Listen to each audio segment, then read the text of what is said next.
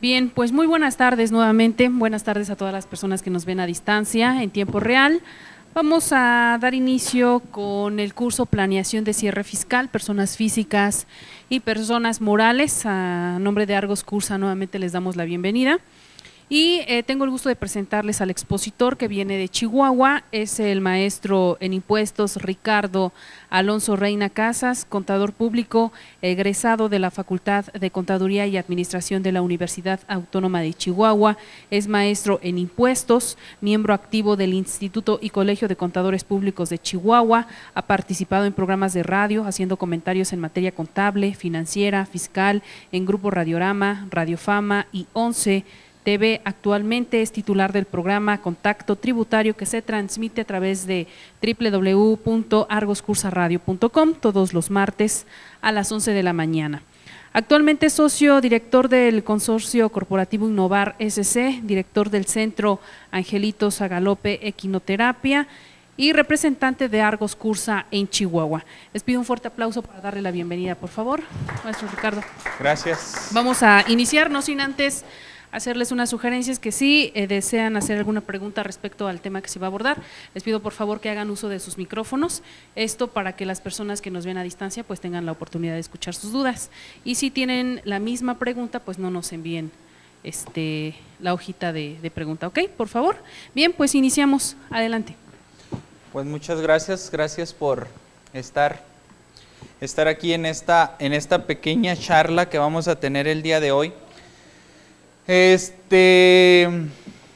bueno, el tema que nos compete el día de hoy es platicar acerca de la planeación del cierre fiscal, dentro de lo cual es importante mencionar que a lo largo de lo que va a ser la plática, como ustedes lo pudieron ver en el material que les enviaron, ¿sí así se los enviaron, verdad?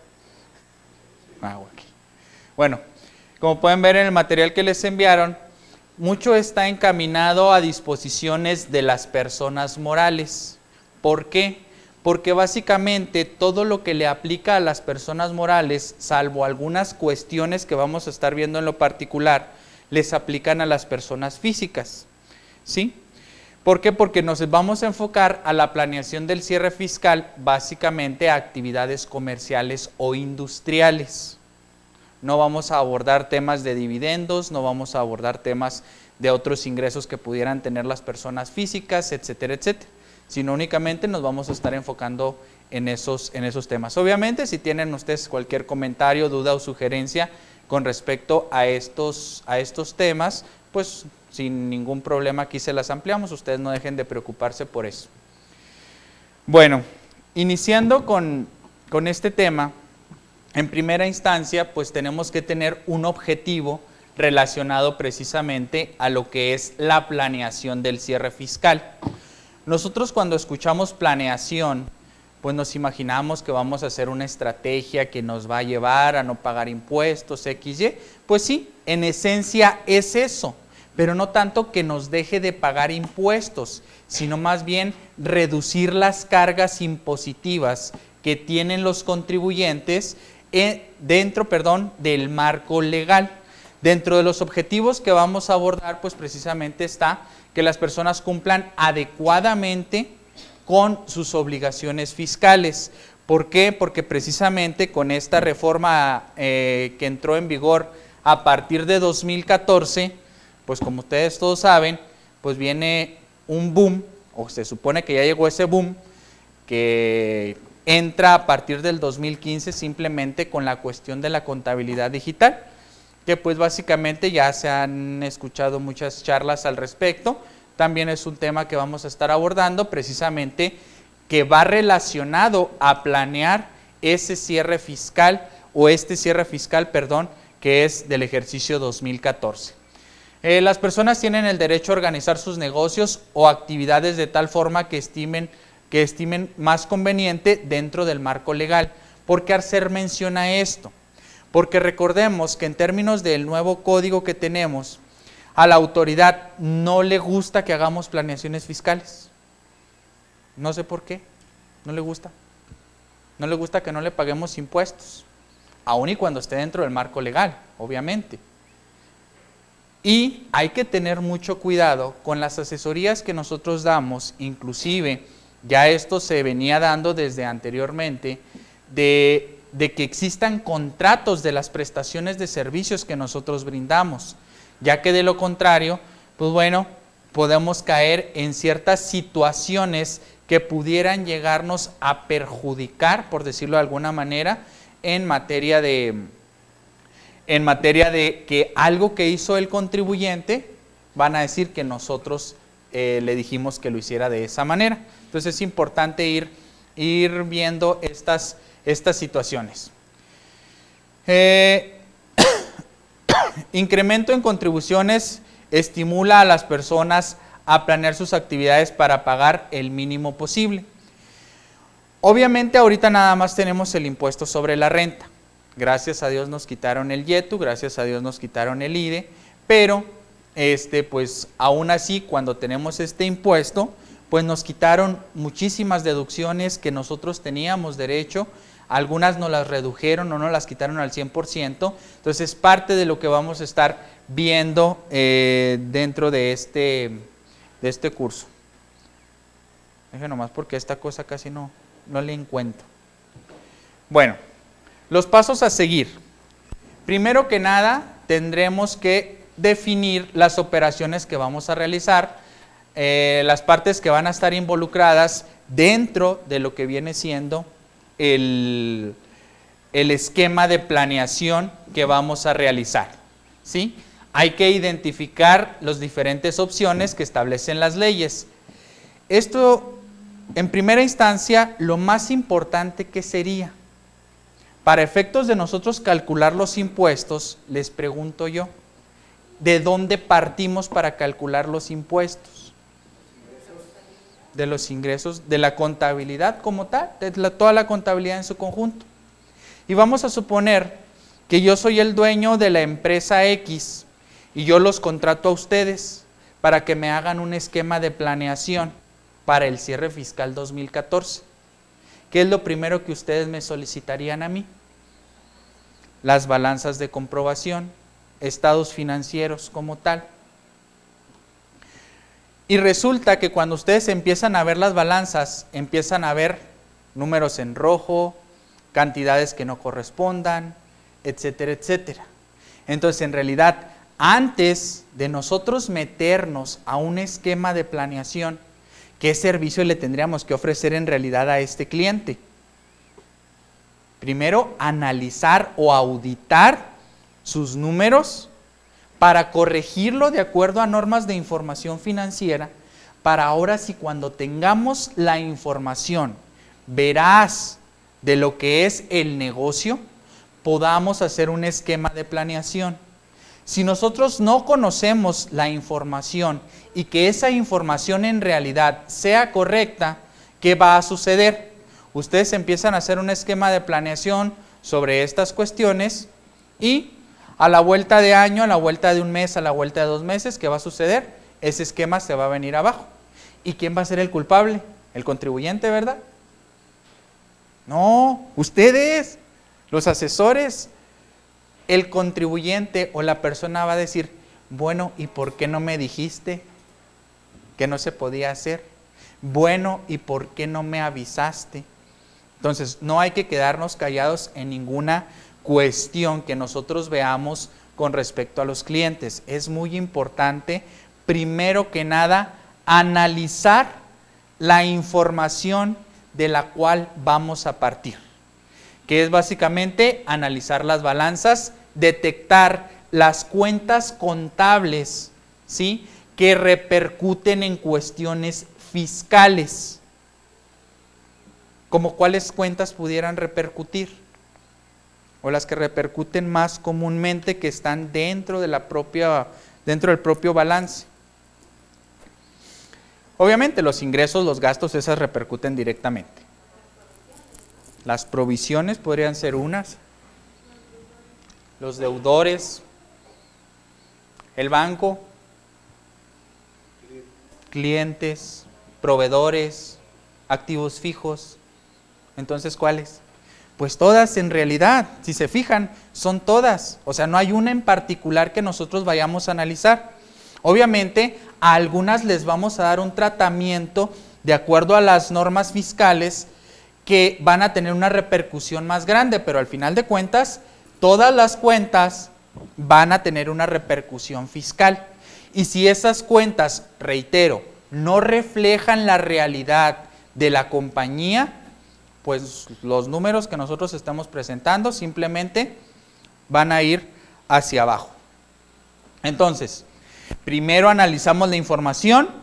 De acuerdo a esa información que analizamos y de acuerdo al conocimiento que nosotros tenemos del marco tributario, vamos a identificar qué es lo que le aplica, partiendo de las leyes, pasando por los reglamentos, decretos, jurisprudencias, tesis o cualquier otro rama del derecho tributario que nos pueda llegar a repercutir favorablemente, obviamente, en el cálculo de los impuestos, ¿sí? Ya una vez que hayamos hecho esto, vamos a determinar las contribuciones netas a pagar en cada alternativa. ¿Qué significa? Que de acuerdo al análisis que yo hice y de acuerdo a las disposiciones que yo le apliqué, voy a determinar los impuestos, ¿no? Pues es lo que vamos a hacer. ¿Y cómo le vamos a hacer para determinar los impuestos si estamos en noviembre y tenemos nada más el cierre hasta octubre? Pues hay que hacer un pronóstico, ¿no?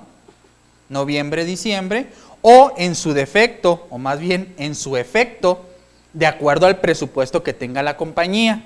Pero en muchas de las compañías nos encontramos de que no existe un presupuesto. Entonces, ¿qué tenemos que hacer? Pues nosotros tratar de analizar y hacer un pronóstico de acuerdo a cómo se comporta el mercado en noviembre y diciembre de esa compañía en específico. Analizar y estudiar cada alternativa y su viabilidad.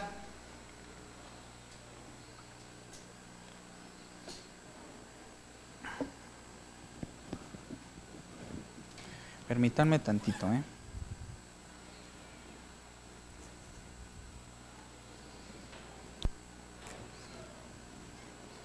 Déjenme ver si puedo echar a jalar este.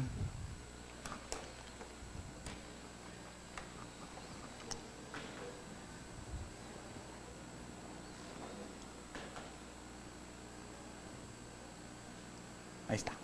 Es que a este sí le sé, a ese no le sé. Bueno, identificar las... ¿En qué estaba? Aquí. Definir las operaciones que vamos a realizar entre las partes involucradas. Ah, no, esto ya lo habíamos visto, ¿verdad? Ok, revisar la alternativa. Algo muy importante que tenemos que identificar cuando nosotros estemos haciendo un esquema de planeación es no simplemente calcular el impuesto en un Excel y ya.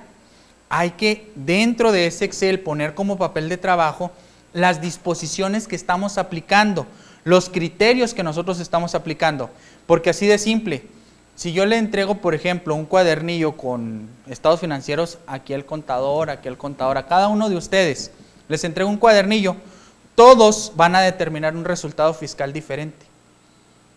Les apuesto lo que quieran. ¿Y eso a qué se debe? A criterios.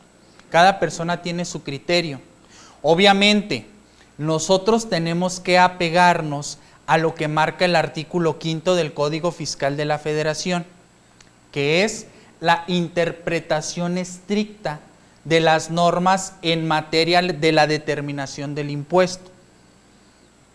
O sea, en cuestiones de la base, tasa, sujeto, objeto. ¿Sí?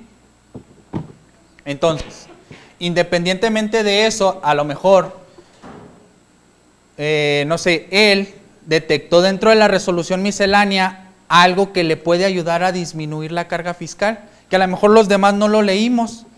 Y eso no significa que él esté mal o que nosotros estemos mal. Los dos cálculos van a estar correctos. ¿Por qué? Porque la miscelánea ahí está. Si quieres la aplicas, si no quieres no la aplicas. ¿O la miscelánea es de aplicación estricta? ¿Por qué no? ¿Sí? ¿Pero por qué? Todo tiene su por qué. Porque no está en ley. ¿Y el reglamento? Es obligatorio. ¿Sí? Pero tampoco está en ley.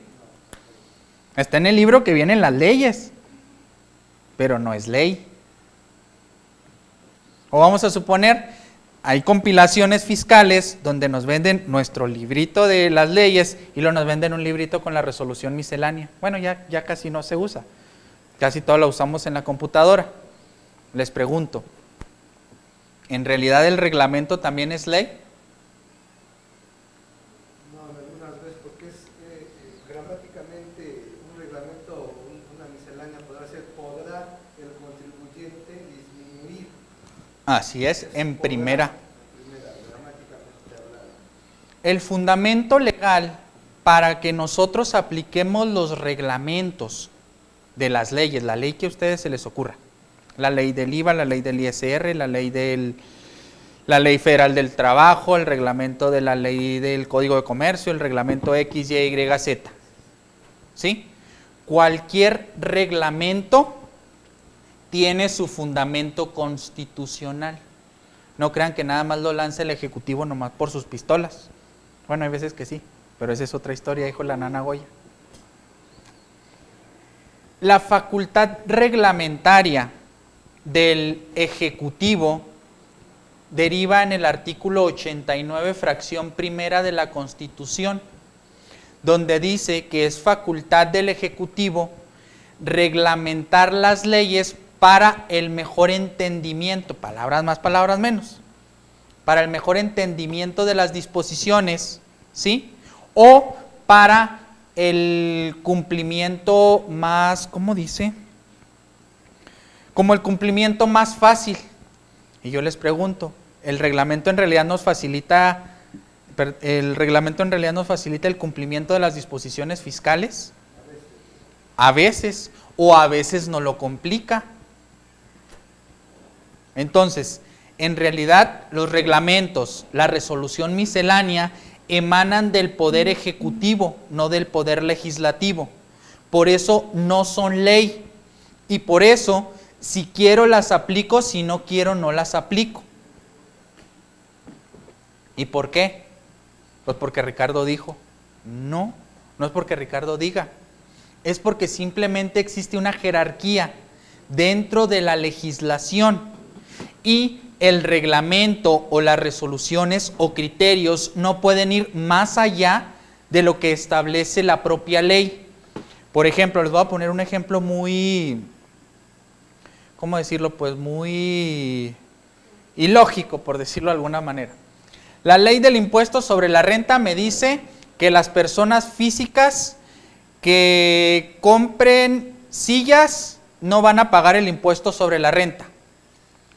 Y el reglamento dice, ok, no van a pagar sillas, pero siempre y cuando se presenten ante la administración local y se avienten 5 piruetas aquí y se avienten 20 maromas.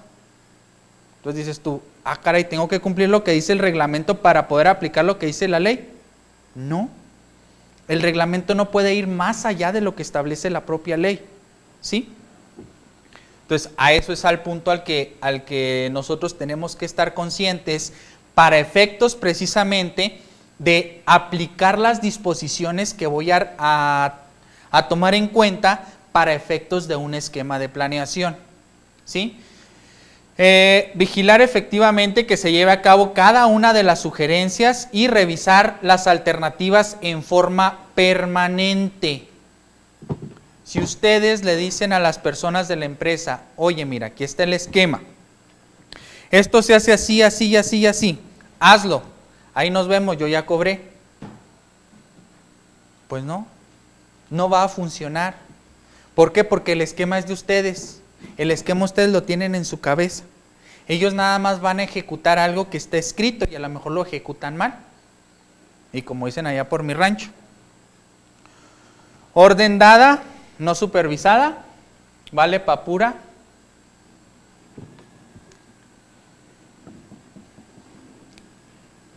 Principales ventajas: ahorro en contribuciones, mayor flujo de efectivo, diferimiento de contribuciones en algunos casos, se evitan recargos, multas y actualizaciones, pagos de contribuciones en forma proporcional y equitativa, como lo establece la propia Constitución, y mayores utilidades que permitan el crecimiento.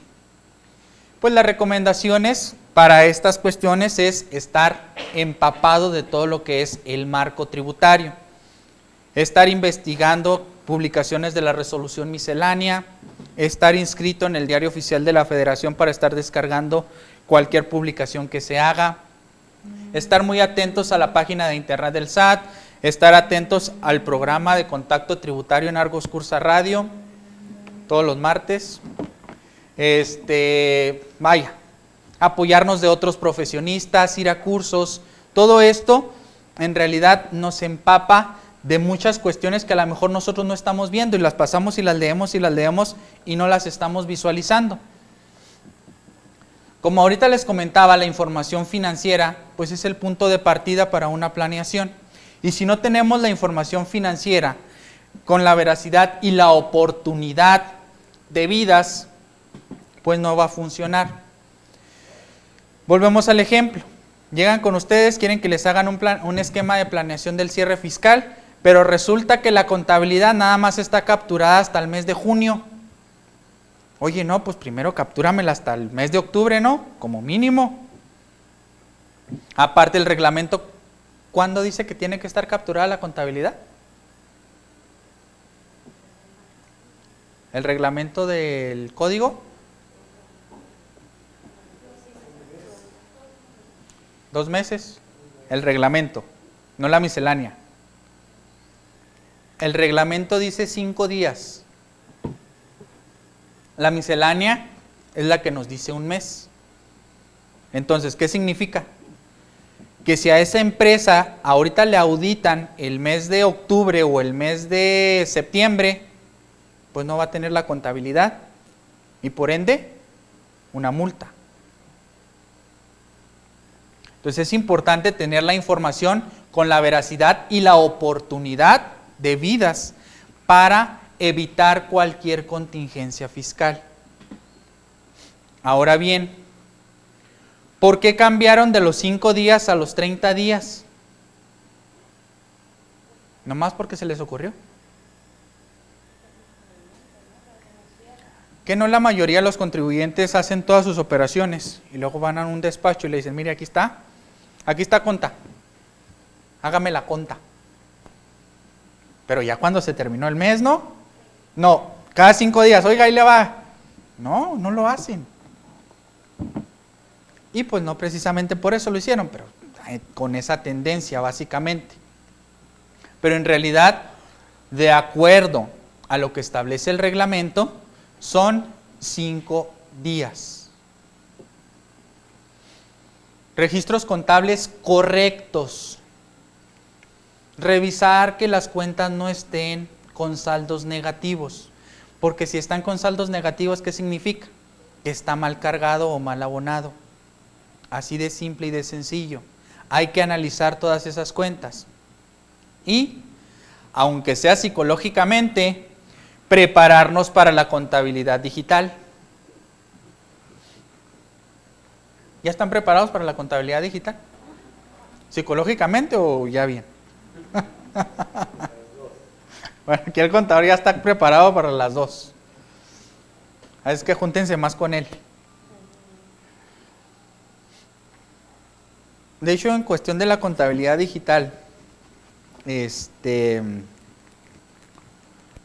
por ahí ya salió un pronunciamiento por parte de la Corte, donde está poniendo en suspensión, o sea, la puso en suspenso, películas de suspenso, de si sí o si no. Pues ya va por, hasta cierto punto, o de acuerdo a lo que se ve, va por buen camino los amparos que han interpuesto en cuestión de la contabilidad digital. ¿Por qué? Porque en realidad la contabilidad digital viene a romper un esquema constitucional de que los particulares no pueden ser molestados en sus posesiones, bienes, etcétera, etcétera, etcétera, a menos de que exista un mandato por autoridad competente. Entonces, estos antes del mandato dijeron, pues de todas formas, mándamela, ya te estoy mandando a través del código. Pero no, la verdad es que es inconstitucional, pero bueno, ya eso se lo explicará mejor un abogado, la verdad, no soy abogado. ¿Por qué pagamos impuestos? Artículo 31, fracción cuarta de la Constitución Política de los Estados Unidos Mexicanos. Es obligación de los mexicanos contribuir al gasto público de la Federación, Estados, DF y municipios de la manera proporcional y equitativa que las leyes lo dispongan. ¿Por qué lo pongo de esta manera? Porque cada uno de estos es un principio constitucional para efectos de impuestos. Primero, es obligación de los mexicanos que paguemos para que exista gasto público, o sea, para que les arreglen la avenida esta de aquí, las escuelas, para que haya seguridad pública, para X, Y, Z. Entonces, si no está destinado al gasto público el impuesto, pues es inconstitucional. Vamos a suponer que se crean un impuesto ¿para qué se les ocurre que haya un impuesto? El impuesto sustitutivo al crédito al salario, ¿se acuerdan de ese impuesto? El que sustituía al crédito al salario. ¿Cómo? O sea, me estás dando un beneficio y lo aparte te lo tengo que pagar el beneficio. Oye, pues ¿cómo? Por eso lo declararon inconstitucional.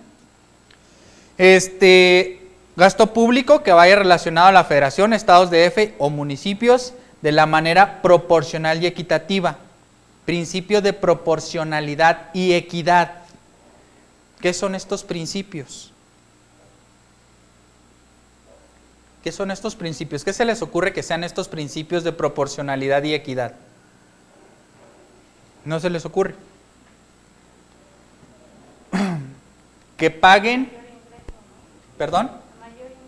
Que paguen de acuerdo a los ingresos, ¿sí? El que tenga mayor ingreso, que pague más, el que tenga menos ingreso, que pague menos. Y que las disposiciones fiscales se apliquen igual a los de igual circunstancia y desigual a los de desigual circunstancia. Básicamente es el principio de proporcionalidad y equidad. Y el principio de legalidad. ¿Qué significa este principio?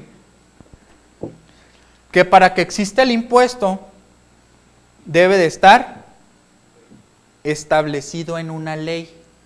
No dice en un reglamento, no dice en un decreto, no dice nada por el estilo. ¿Sí? En ley. ¿Qué significa? Que si se les llegara a olvidar a publicar la ley de ingresos de la Federación, ¿qué sucedería? Simplemente no habría impuestos, porque en la ley de ingresos de la Federación ahí se establecen todos los impuestos. Y si no la publican, eso significa que el gobierno tiene mucha lana guardada y no nos va a cobrar impuestos en ese año. ¿Ustedes creen que se les va a olvidar? Lo que ahorita les comentaba en cuestión de la jerarquía. Primero está la Constitución, a través de ese artículo 31, fracción cuarta. Posteriormente están los tratados internacionales para evitar la doble tributación, básicamente. Posteriormente está la Ley de Ingresos de la Federación. ¿Por qué la Ley de Ingresos de la Federación aquí en este escalón? ¿Por qué no antes la Ley del Impuesto sobre la Renta o la Ley del IVA? Mira, ahí no le borré la Ley del IETO y la Ley del IVA. ¿Por qué? ¿Por qué? ¿Por qué? ¿Qué es la Ley de Ingresos de la Federación? Es un catálogo de ingresos contributivos y no contributivos que va a obtener el gobierno durante un ejercicio fiscal. Si nosotros vemos la Ley de Ingresos, ahí dice ISR, tantos millones, IVA, tantos millones, IEPS, tantos millones. Eso es la Ley de Ingresos de la Federación. Entonces, esta es la mamá de las otras leyes. Posteriormente está el código, las leyes específicas y aquí abajo las resoluciones administrativas y los reglamentos. que como les comentaba, las leyes van por encima de lo que es la resolución miscelánea o los reglamentos. ¿Por qué? Porque sí. Porque el Poder Ejecutivo no tiene facultad legislativa. Los únicos que tienen facultad legislativa de crear leyes, ¿quiénes son? Los diputados y los senadores, única y exclusivamente. Y ustedes me van a decir, pues sí, pero de aquí emanan las leyes. Sí, es una propuesta que manda el gobierno, que manda el Ejecutivo. ¿Para qué? Para que la discutan las cámaras y en su caso las aprueben. Ya posteriormente se las regresan al Ejecutivo para que se publiquen en un decreto. Y por último está el derecho común. ¿Qué es el derecho común? ¿Qué se les ocurre que sea el derecho común?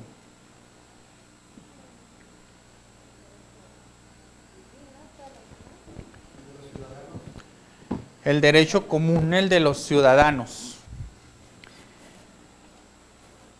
El derecho común y corriente. Más corriente que común.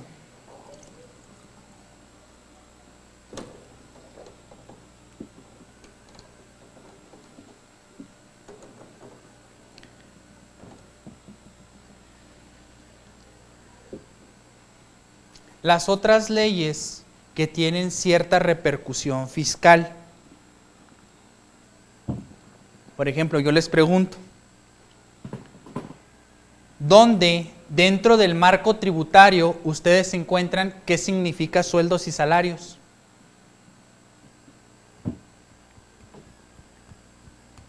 ¿O dónde dentro del marco tributario ustedes encuentran en qué momento prescribe un pagaré? La ley mercantil. La otra era la ley laboral. Entonces, todas las demás ramas del derecho, hasta cierta forma o hasta cierto punto, tienen influencia dentro de la legislación fiscal. A eso le llamamos el derecho común. A todas las demás leyes que nos dicen cuando éstas no tienen un concepto, un sustento, una disposición específica, nos tenemos que remitir al derecho común para, en su caso, aplicarlo tal cual.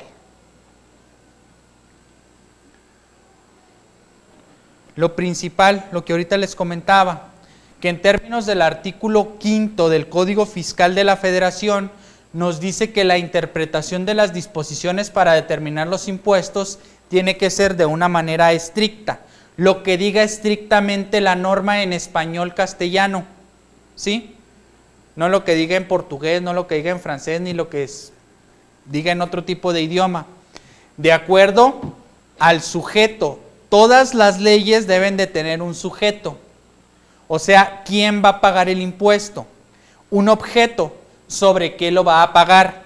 Una base, el cómo lo va a pagar, y una tasa o tarifa, el cuánto es lo que yo voy a pagar. ¿Y si lo tiene la ley del impuesto sobre la renta esto? ¿Sí, no? Nos dice, las personas físicas o morales que obtengan ingresos, ya sean bienes, servicios, efectivo o de cualquier otro tipo, ¿sí?, determinarán su impuesto a los ingresos acumulables, disminuyéndole las deducciones autorizadas, y le aplicarán el 30% o bien la tarifa para efectos de las personas físicas. Ojo con estas cuestiones.